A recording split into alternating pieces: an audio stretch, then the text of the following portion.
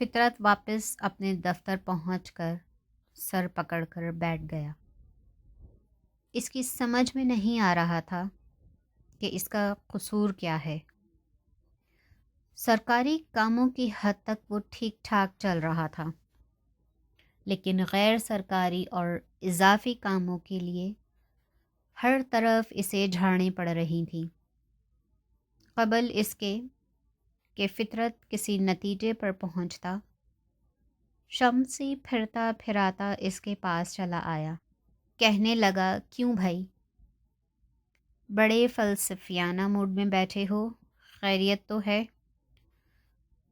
بس یوں ہی یار، مجھ سے بھی چھپاؤ گے تو بوجھ کس کے سامنے ہلکا کرو گے؟ بولو کیا بات ہے؟ شمسی، تم نے بچپن میں آٹا پیسنے کی چکی دیکھی ہوگی، جس کی چمنی کے ساتھ ایک ڈبہ بندھا ہوتا ہے، اور جب چکی چلتی تھی تو اس ڈبے سے بھگ بھگ کی تیز آواز نکلتی تھی۔ ہاں، یہ ہمارے بچپن کا عام سین تھا۔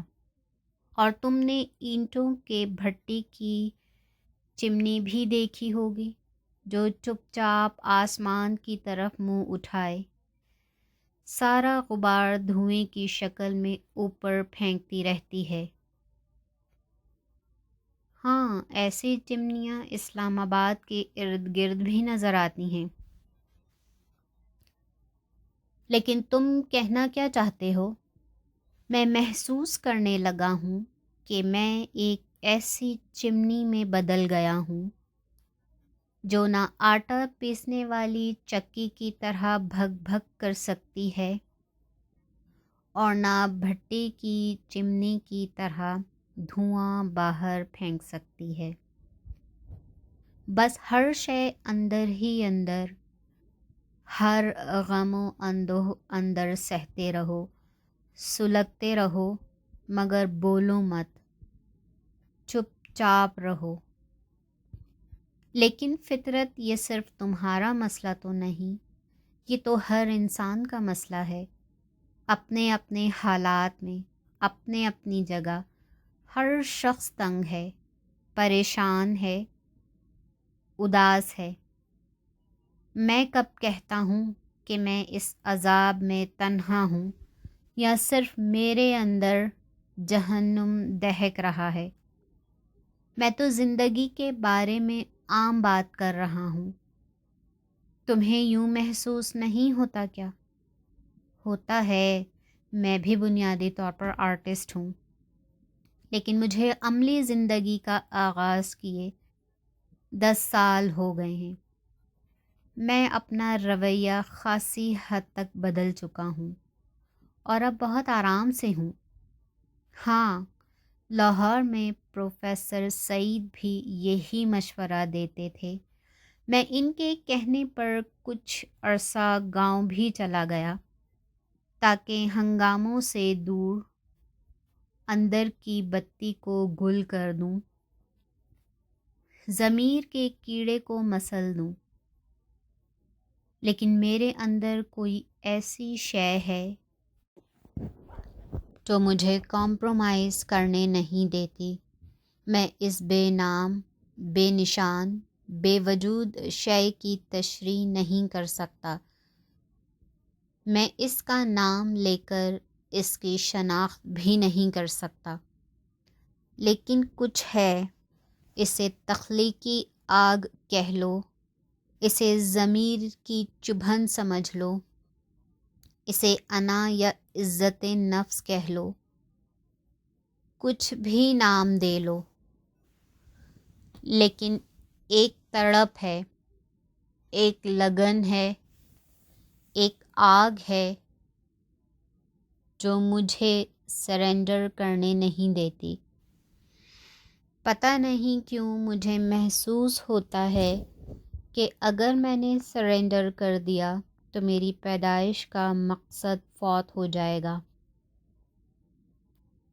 مشیت الہی کی نفی ہو جائے گی، میرا وجود ختم ہو جائے گا۔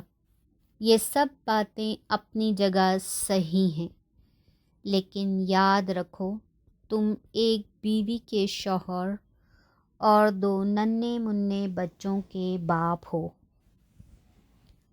تمہاری کچھ ذمہ داریاں ہیں جنہیں پورا کرنے کے لیے تم نے زندہ رہنا ہے، نوکری کرنی ہے۔ وہ تو کر رہا ہوں۔ اسے نوکری کرنا کہتے ہیں۔ ڈی ڈی جی سے تمہاری لڑائی، ڈی جی صاحب سے تمہاری انبن، باس کا بھتیجا پینٹ کرے اور تم فتویٰ دے دو کہ اسے پینٹنگ کی ابجد نہیں آتی، وزیر اور سیکریٹری کا بھیجا ہوا امیدوار ملازمت کے لیے آئے اور تم سب کو ٹیسٹ میں فیل کر دو، باس تمہیں آرٹ کونسل کی تقریر لکھنے کو کہے اور تم انکار کر دو۔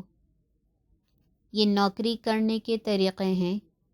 ٹھیک ہے شمسی، انہوں نے مجھے نکالنا ہے تو نکال دیں، تنگ کرنا ہے تو کر لیں، لیکن میں ٹین کے خالی کھمبوں کو صرف اس لیے سلام نہیں کر سکتا کہ وہ قد میں مجھ سے اونچے ہیں۔ جوں جوں دفتری اور گھریلو محاذ پر دباؤ بڑھتے گئے، فطرت اپنا زیادہ سے زیادہ وقت اپنے پرائیویٹ اسٹوڈیو میں گزارنے لگا، جس میں لکھنے پڑھنے کی ایک میز اور اس کے ساتھ ایک کرسی پڑی تھی۔ پینٹ رکھنے کے لیے ایک الگ میز نما پھٹا رکھا تھا، جس پر کچھ تازہ اور کچھ سوکھے پینٹ پڑے تھے۔ پینٹ کی چھوٹی موٹی ٹیوبز بھی اس پر پڑی رہتی تھیں۔ بیک وقت الگ الگ ایزل پر 2-3 کینوس رکھے تھے جن پر فطرت کام کر رہا تھا۔ اس کے علاوہ کتابوں کی ایک الماری جس کے نیچے کے 4 شیلف کتابوں سے بھرے ہوئے تھے اور اوپر والے شیلف میں کینوس کا کپڑا، فریم کے لیے لکڑی کی پھٹیاں اور کچھ رنگ۔ اسٹڈی ٹیبل کی دراز میں وہ ٹیپ ریکارڈر تھا جو فطرت نے فیصل آباد والی جائیداد فروخت کرنے کے بعد خریدا تھا۔ وہ رات کو پینٹ کرتے کرتے جب تھک جاتا تو کوئی کتاب نکال کر پڑھنے لگتا یا پھر کیسٹ لگا کر اپنی پسند کا کوئی مغموم گانا یا غزل سننے لگتا۔ وہ زیادہ پریشان ہوتا تو ایک علیحدہ کیسٹ میں اپنی پریشانیاں ریکارڈ کرتا جاتا تاکہ اس کا اپنا بوجھ ہلکا ہو جائے اور کسی دوسرے شخص کو پتہ نہ چلے۔ وہ عموماً ٹیپ ریکارڈر اور کیسٹ دراز میں رکھ کر تالا لگا دیا کرتا تھا۔ اسی اسٹوڈیو میں سردیوں کی لمبی راتوں میں اس نے بہت سی ایسی تصویروں پر کام کیا جو ایک عرصے سے اس کے ذہن میں کلبلا رہی تھیں۔ کچھ زمانہ طالب علمی کے وقت کی تصویریں تھیں جو وہ MA کے امتحان کے لیے بنانا چاہتا تھا اور نہ بنا سکا تھا۔ کچھ پاکستان کے حوالے سے اس کے مشاہدات اور احساسات کا نچوڑ تھا۔ کچھ ان گوالوں، بھنگیوں اور جھگیوں کی تصویریں تھیں جو سیلاب میں بہہ گئی تھیں، اور کچھ وہ تصویریں جو اس نے پاشا صاحب کی اشتہاری مہم کے لیے سوچی تھیں لیکن پاشا صاحب سے لڑائی کی وجہ سے نامکمل رہ گئی تھیں۔ ایک دن حسب معمول وہ رات کے کھانے کے بعد اپنے اسٹوڈیو میں چلا گیا۔ سردیوں کی رات تھی اور گھر میں صرف ایک ہیٹر تھا جو اس نے زبیدہ اور بچوں کی سہولت کے لیے بیڈ روم میں لگا دیا تھا، اور خود کمبل کی بکل اوڑھ کر پینٹ کرنے کے ارادے سے علیحدہ کمرے میں آ گیا تھا۔ لیکن زبیدہ عمر کے ایسے دور میں تھی جب اسے ہیٹر کے بجائے فطرت کی زیادہ ضرورت تھی۔ فطرت اسٹوڈیو میں کرسی پر بیٹھا کچھ سوچ رہا تھا۔ اس کا پینٹ کرنے کا طریقہ بھی عجیب و غریب تھا۔ پہلے وہ ایزل پر خالی کینوس سجا کر اسے غور سے دیکھتا رہتا، سوچتا رہتا، تصویر کے خد و خال اپنے ذہن میں واضح کرتا رہتا، اور پھر پینسل یا برش استعمال کیے بغیر تخیلی تصویر کو خیال ہی خیال میں کینوس پر منتقل کرنے لگتا، اور جب اس کے خیال کے مطابق تصویر کا واضح حلیہ خالی کینوس سے ابھرنے لگتا تو وہ پینسل یا برش لگا کر اس تصویر کو نمایاں کر دیتا۔ یوں ایک دفعہ آؤٹ لائن تیار ہو جاتی تو پھر چھوٹی چھوٹی جزیات بھر کر وہ رفتہ رفتہ تصویر کو مکمل کرتا رہتا۔ فرخ اور حنا گرم کمرے میں سو گئے، لیکن زبیدہ کو نیند نہیں آ رہی تھی۔ وہ بیڈ روم سے نکل کر اسٹوڈیو میں آ گئی اور فطرت کو یوں خیالوں میں محو دیکھ کر کہنے لگی، اتنے چپ چپ کیوں ہو؟ کیا مجھے چپ رہنے کا بھی حق نہیں؟ یہ فقرہ زبیدہ کے سر کے اوپر سے گزر گیا۔ اس نے کہا، تم سے ایک ضروری بات کرنی ہے۔ فطرت نے خیالوں کی پوٹلی الگ رکھ کر کہا، جی فرمائیے، کیا حکم ہے؟ مجھے فرمائیے فرمائیے والا مذاق اچھا نہیں لگتا۔ میں یہ کہنے آئی تھی کہ انگلش اسکول میں فرخ کے داخلے کا کیا ہوا؟ بتا تو چکا ہوں کہ وہاں داخلہ نہیں ہو سکتا۔ کیوں؟ وہ ان کے ٹیسٹ میں فیل ہو گیا ہے۔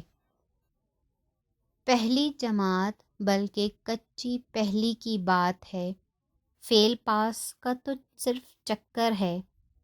رضوی صاحب، طفیل صاحب، کیا ان سب کے بچے عالم فاضل ہیں جو داخل ہو گئے؟ سفارش چلتی ہے۔ اوپر سے ٹیلی فون آیا اور بچے داخل ہو گئے۔ تمہارا تو روب ہی کوئی نہیں۔ میں اپنے بچوں کو یوں گلیوں میں کھلنڈرا بنتے نہیں دیکھ سکتی۔ یعنی سارے محلے کے بچے جائیں انگریزی اسکول میں اور میرا فرخ جائے ٹاٹ والے اسکول میں۔ میں یہ بے عزتی برداشت نہیں کر سکتی۔ اس میں بے عزتی کی کوئی بات نہیں۔ بے عزتی کی بات ہے، تمہیں تو ادیبوں اور آرٹسٹوں کے ساتھ گھومنے پھرنے کے سوا کوئی کام ہی نہیں۔ تمہارے اندر تو غیرت ہی مر گئی ہے۔ میری طرح محلے میں رہو، لوگوں سے ملو تو پتہ چلے کہ دنیا کہاں سے کہاں پہنچ گئی۔ سب کے گھروں میں گیس کے ہیٹر ہیں، بیٹھک میں الگ، سونے کے کمرے میں الگ۔ عورتیں گرم کوٹ اور قیمتی شالیں لے کر پھرتی ہیں، اور میں 2 گرم چادروں میں پچھلے 3 سالوں سے گزارا کر رہی ہوں۔ میں تو گھر سے باہر بھی نہیں نکل سکتی۔ کیوں؟ ایک ہی گرم چادر اوڑھ کر میں کتنی مرتبہ کسی کے گھر جا سکتی ہوں؟ اتنا بھی نہیں کرتے کہ ہر مہینے 1 آدھ شال ہی خرید دیا کرو۔ زبیدہ، کیا کہہ رہی ہو؟ گھر کا سارا بجٹ تمہارے سامنے ہے، ہر مہینے نئی شال کے لیے پیسے کہاں؟ ہاں، ان نیلے پیلے رنگوں، لکڑی کے پھٹوں، کینوس کے کھدرے کپڑوں اور دوسری الا بلا کے لیے تمہارے پاس پیسے نکل آتے ہیں، لیکن بیوی کی چادر کے لیے تمہارے پاس کچھ نہیں۔ یہ الا بلا چھوڑ دوں؟ فطرت نے کہا۔ ضرور چھوڑ دو، جب سے آئے ہو تمہاری ایک تصویر بھی تو نہیں بکی۔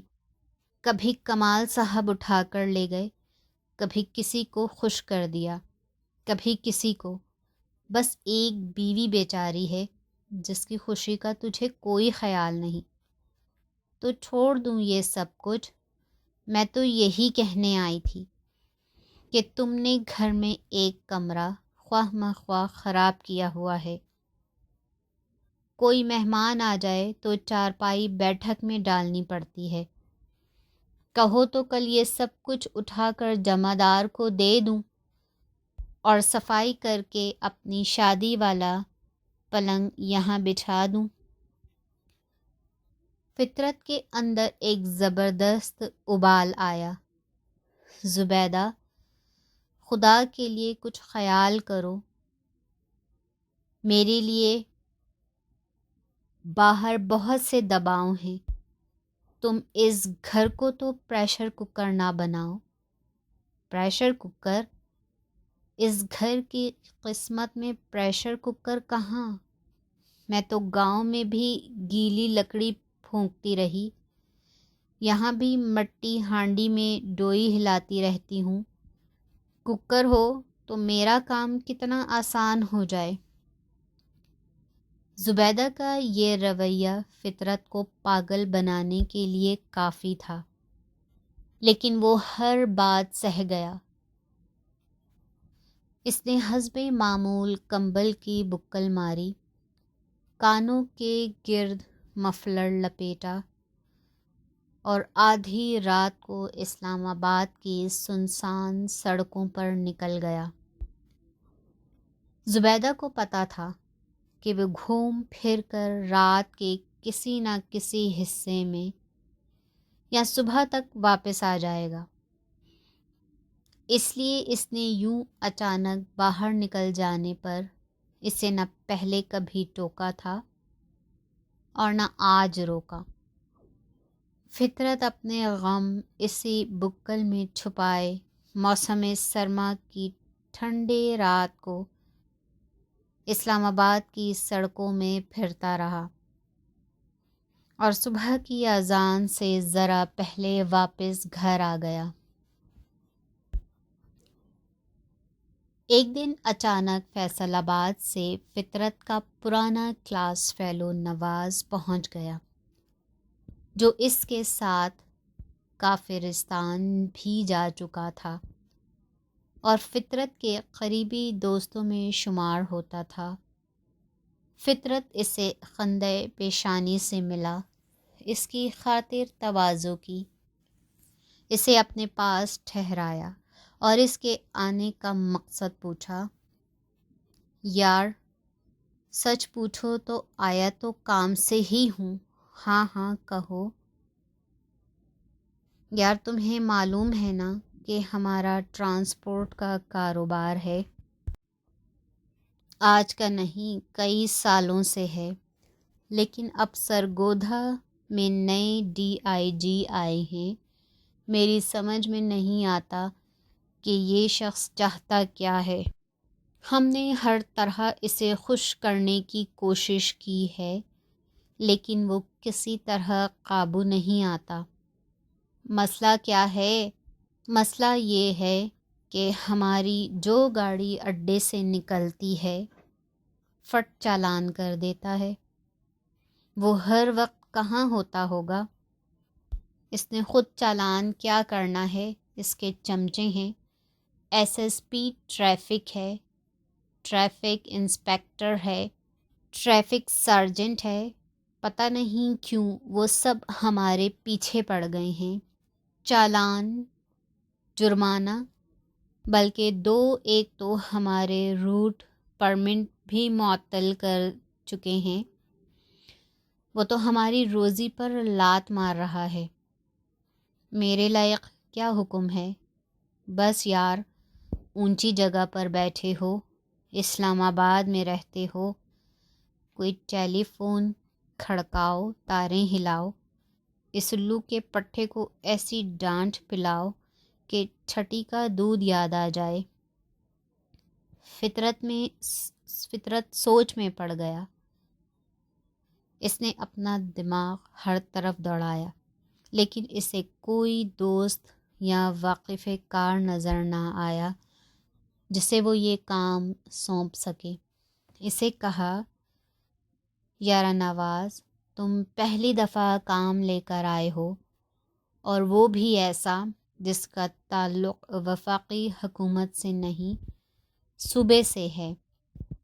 ہاں تو لاہور آئی جی پولیس کو ایک فن یہاں سے چلا جائے تو ڈی آئی جی سیدھا ہو جائے گا۔